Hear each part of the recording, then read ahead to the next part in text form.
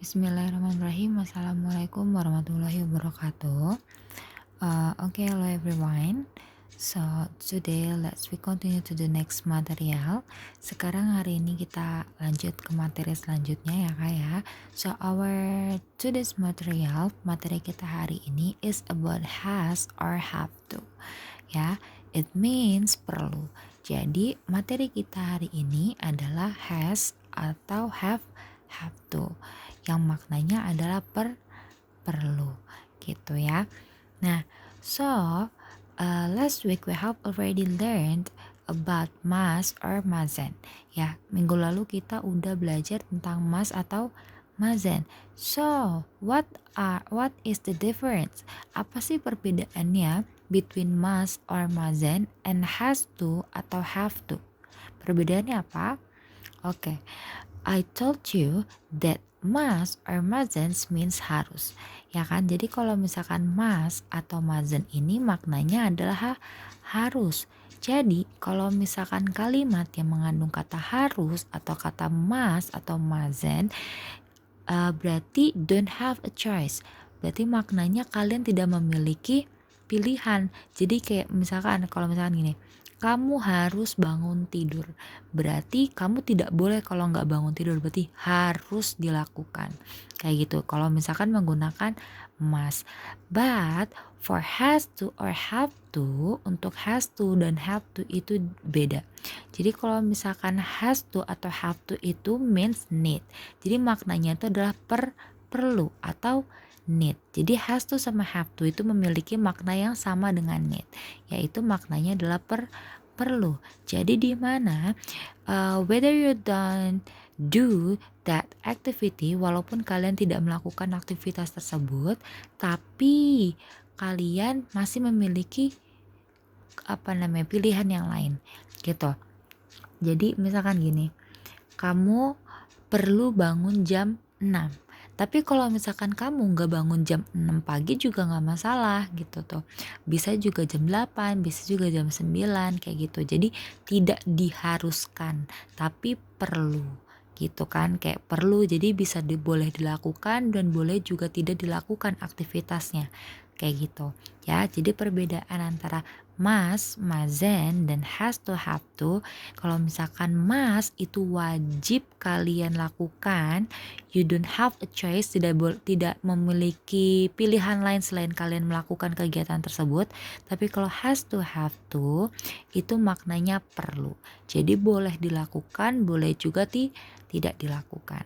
Seperti itu ya. So, nah selanjutnya di sini contohnya seperti ini, ada has to sama have to. I told you that has to and have to have the same meaning with need. Jadi memiliki makna yang sama dengan with. Yang di sini people need to eat food gitu kan. People have to eat food. Nih, ini maknanya sama-sama perlu, need dan have to. Jadi bisa digunakan. Nah, Jack needs to study for his test. Jack has to study for his test. Nah, di sini juga sama need sama has to itu memiliki makna yang sama. Nah, di sini perbedaannya apa sih? Nah, di sini people, kenapa people menggunakannya have to, sedangkan Jack menggunakannya has to. Ya kan? Nah, sekarang kita lanjut ke sini. Untuk pembagian penggunaannya kan ada yang has to dan ada yang have to nih Kak. Nah, penggunaannya itu disesuaikan dengan subjeknya.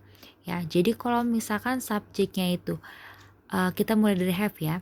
Kalau misalkan subjeknya itu subjeknya itu I, you, they, we, atau subjeknya ini adalah pelaku utama, yaitu diri kita sendiri gitu kan ya, pelaku utama diri kita sendiri, dan subjek plural. Subjek plural adalah subjek yang pelakunya lebih dari 2 orang gitu ya. Berarti boleh 2, 3, 4, 5. Kalau misalkan pelakunya lebih dari 2, berarti dia masuknya ke subjek yang ini. Entah itu you, entah itu they, entah itu we gitu. They kan mereka, we kan kita. Berarti tentu kalau misalkan mereka dan kita termasuk jumlah orangnya lebih dari satu gitu. Makanya kita sebut plural atau jamak dalam bahasa Indonesianya gitu. Kalau you bagaimana? Kita biasa menggunakan you ini untuk sebutan kamu, betul.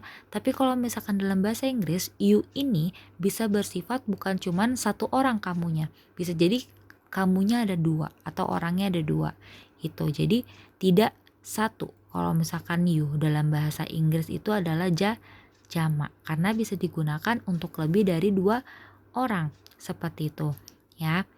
Makanya itu untuk have to, so remember please gitu, ingat-ingat ya kayak. Jadi kalau misalkan have to digunakan untuk subjek pertama ya atau pelaku pertama dan yang plural. Kalau misalkan yang has to dia digunakan untuk subjek ketiga atau orang ketiga yang dia itu ya, dia perempuan, dia laki-laki, dia adalah termasuk orang ketiga. Nah, ini menggunakan has to gitu.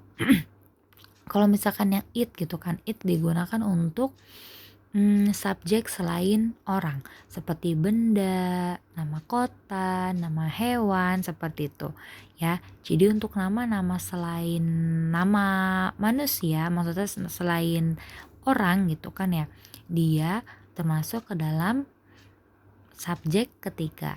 Nah, kalau misalkan yang ini Jack, ibu bilang di sini, kenapa Jack kan nama orang? Kenapa dia masuknya pakai has to? Karena kalau nama orang mau itu Jack, mau itu Dina, mau itu Anne, pokoknya kalau misalkan nama orang dia menggunakan subjek ketiga gitu. Ya, ingat-ingat ya kayak. Jadi ini acuan untuk kalian membuat suatu kalimatnya gitu. Terus nah, di sini kalian tadi ngelihat di sini kan ibu garis bawahin ada need, ada have to eat, ada have to eat, has to study. Nah, ada kata to di sini ya. Nah, ini to ini disebut sebagai infinitive. Jadi to adalah sebuah infinitive dalam bahasa Inggrisnya. Nah, untuk infinitif, jadi kalian setelahnya diwajibkan menggunakan kata kerja. Lihat di sini ya kan, have to eat, ini kata kerja atau verb. Has to study, study juga termasuk kata kerja atau verb. Nah, di sini kalian setelah infinitive atau setelah to-nya ini ya, setelah to kalian wajib menggunakan verb atau kata kerja. Nah, kata kerja berapa dalam bahasa Inggris? Kata kerja pertama, dasar. Jadi benar-benar dasar. Misalkan kayak to eat, to study, nggak boleh to eating tuh nggak boleh. Ya, to eating nggak boleh, to eaten nggak boleh. Jadi harus to eat gitu kan. To studying nggak boleh. Nggak bolehnya to study. Jadi benar-benar dasar. Kayak gitu ya. Nah, oke, selanjutnya kita belajar tentang perubahan kalimatnya nih Kak. Kalau misalkan tadi yang kita bilang people have to eat food gitu kan ya.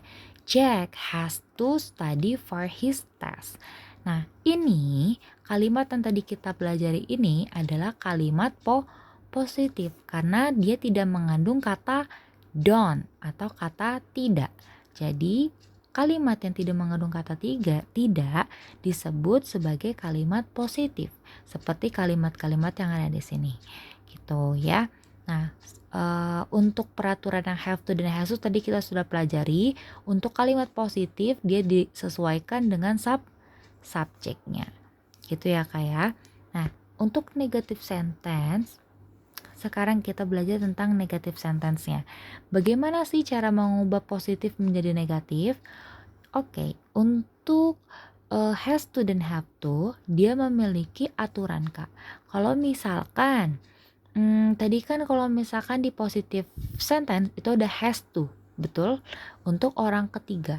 Tapi kalau misalkan di sini, dia orang ketiganya cuma diubah don't-nya doang. Kan kalau misalkan negatif ada kata do not atau does not ya kayak.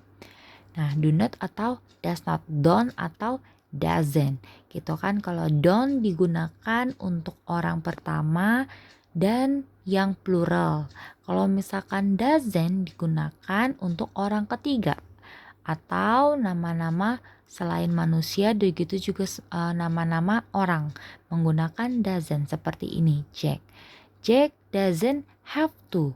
Nah, kenapa di sini menggunakannya have to bukan has seperti yang di kalimat positif ini? Oke, aturannya untuk negative sentence itu kalau misalkan udah menggunakan doesn't, kan kita menggunakannya doesn't nih kayak dia nggak boleh ke has to, dia harus menggunakan kalimat kata dasarnya yaitu have to kayak gitu. Jadi kalau udah doesn't harus have to tetap. Jadi untuk kalimat negatif itu have to-nya tidak berubah. Yang berubah adalah don't atau doesn't-nya sesuai dengan subjeknya. Kayak gitu ya. Untuk interrogative sentence, nah untuk interrogative sentence juga sama. Sama seperti yang negatif. Jadi yang berubah itu hanya does dan do. Gitu ya, tentunya disesuaikan dengan penggunaan subjek. Tapi kalau misalkan have to has to-nya dia tidak berubah, dia tetap memakai have to untuk di kalimat pertanyaan. Nah, kalimat pertanyaan yang macam apa? Kalimat pertanyaan yes no question atau yang menanyakan sebuah informasi suatu hal, dia tetap menggunakannya have to. Ya, yang berubah hanya do dan does-nya. Seperti itu. Oke. I think enough for our study today. Ibu rasa sudah cukup materi kita untuk hari ini. So please wait for your task. Tolong ditunggu tugasnya. Dan silahkan kumpulkan pada pertemuan kita selanjutnya. Gitu ya Kak ya. Oke. Thank you very much for your attention. Terima kasih untuk perhatiannya. So see you, goodbye. Wassalamualaikum warahmatullahi wabarakatuh.